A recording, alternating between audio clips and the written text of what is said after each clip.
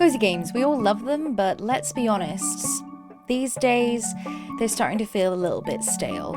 Sure, there are some exceptions, but more often than not, cozy games have become predictable. You move to the new town, meet the locals, start a new life as a farmer, island rep, or wherever the game throws at you. And when someone says cozy game, the first thing that comes to mind is probably going to be Stardew Valley or Animal Crossing. But here's the thing, this genre is flooded with clones that offer little more than cute graphics and bland NPCs. Don't get me wrong, I've poured hundreds if not thousands of hours into these type of games. In fact, despite my chaotic nature and my tendency to swear like a sailor, most people would describe my videos and live streams as laid back, or dare I say cozy. So yeah, I guess you could call me a cozy content creator in some way or another. But that begs the question, what really defines a cozy game? And more importantly, how can we make them better, more interesting? Well, let's find out. Let's start with the basics. According to Wikipedia, a cozy game is a genre that emphasizes non-violence and relaxation. It's derived from life simulation games and typically involves activities like gathering, growing plants, and nurturing relationships with other characters. These games usually have open-end goals that encourage self-expression. Question answered right? Video over? Simple. Wrong. Sure, this definition checks out on the surface, but there's so much more nuance here.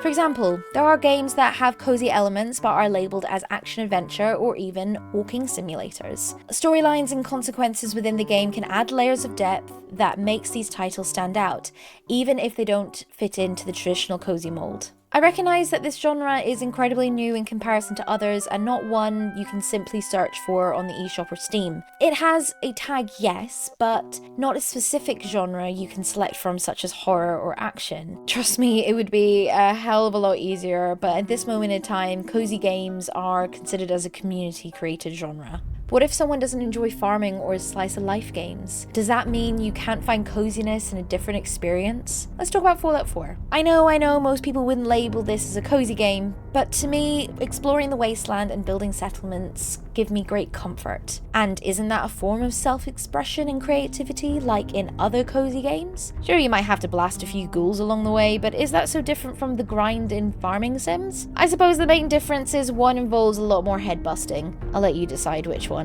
From time to time, I find myself reaching for Fallout 4 over a traditional cozy game containing little to no stakes, because although the Commonwealth keeps me on edge, I'd much rather that than spacing out whilst farming for my crops. Fallout is just a personal example of mine, but I know for a fact that there are other people out there who find comfort in other types of games, from Final Fantasy to Resident Evil to name a few. And this brings me to something incredibly important: inclusivity in the cozy gaming community. Cozy means something different to everyone, and that's okay. Just because a game isn't cozy to most people doesn't mean it isn't cozy to someone else. If a game gives someone comfort, peace, and relaxation, then why not let them call it cozy?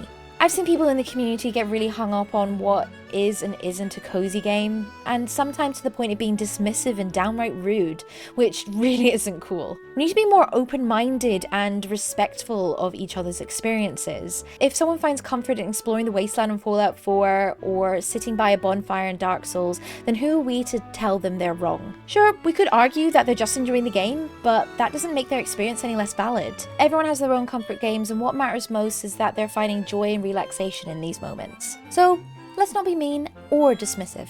Let people have their cozy moments, even if they're not what you'd typically expect from the genre. After all, the whole point of cozy games is to create a welcoming, inclusive space where everyone feels at ease.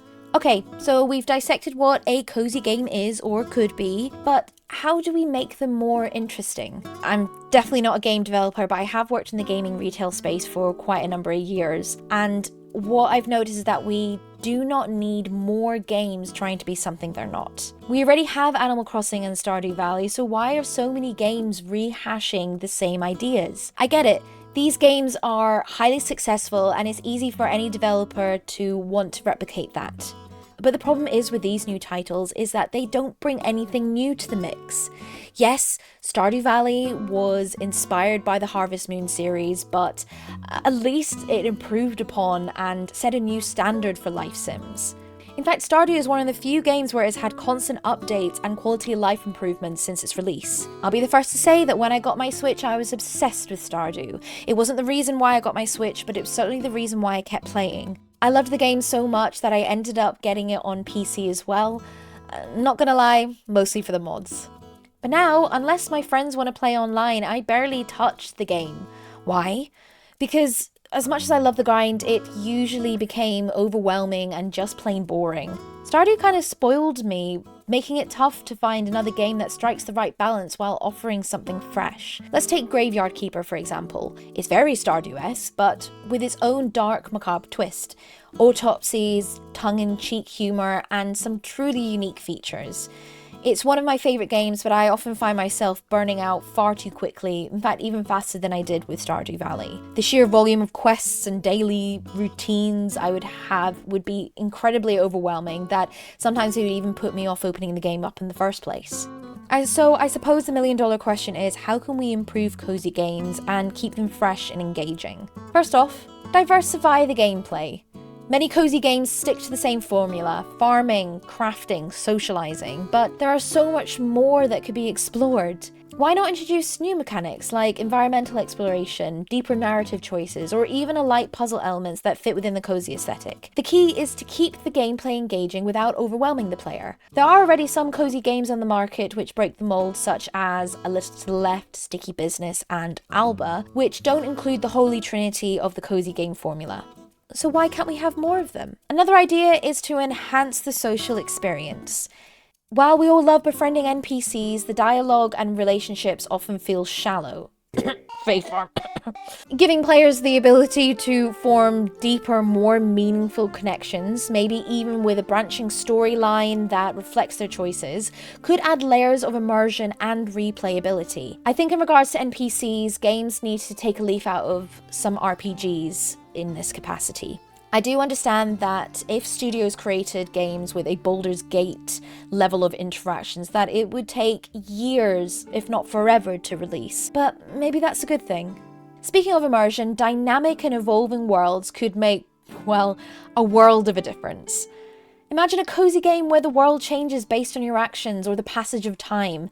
Not just in seasonal shifts, but in the way the world and its inhabitants react to what you do. Maybe the town expands, new characters move in, or certain areas unlock based on your progress. This could keep the experience fresh and give players a reason to keep coming back. Even if it's just small changes to keep the gameplay fresh and repetitive, it'll keep the fan base talking about secrets or even events they have or haven't unlocked yet. Lastly, let's talk about accessibility. Cozy games should be for everyone, and that means ensuring that they're accessible to players of all skill levels and abilities. This could include customizable difficulty settings, colorblind modes, or even story-driven options for those who prefer a more relaxed experience. I'm also finding multiplayer options somewhat restrictive in this sense. It's wonderful that there is the option, but in some games there isn't much in the way that the other player can do. Let's take Stardew Valley for example. If I wanted to make a farm, my friends can only play when I'm playing and can't even join in my absence. Yes, I am aware that this is a server-based situation, but having the ability to play on the farm in the host's absence would be nice in the future. A girl can only dream. At the end of the day, cozy games are all about creating a space where players can unwind and feel at ease. But that doesn't mean that they can't also be innovative, challenging, or surprising. Developers have a real opportunity to push the boundaries of what a cozy game can be, and I can't wait to see where the genre goes next. I am aware that many of these suggestions are asking a lot of developers, especially as the vast majority creating these games are indie or solo developers already burning themselves out with getting their games released on early access. It's a pipe dream, I know, but I do hope that some of these suggestions are noted for future use. So where does that leave us?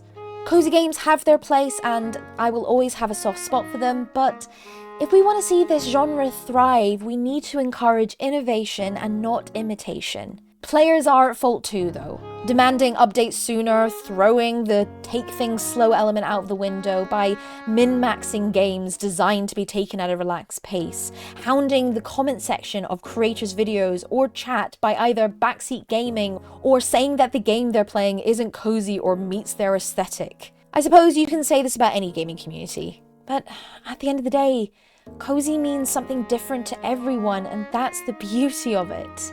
So next time you're browsing for your next cozy game, why not consider something a bit out of the box? You never know what you're going to find, and who knows, maybe in the future there'll be a video of mine suggesting some of these.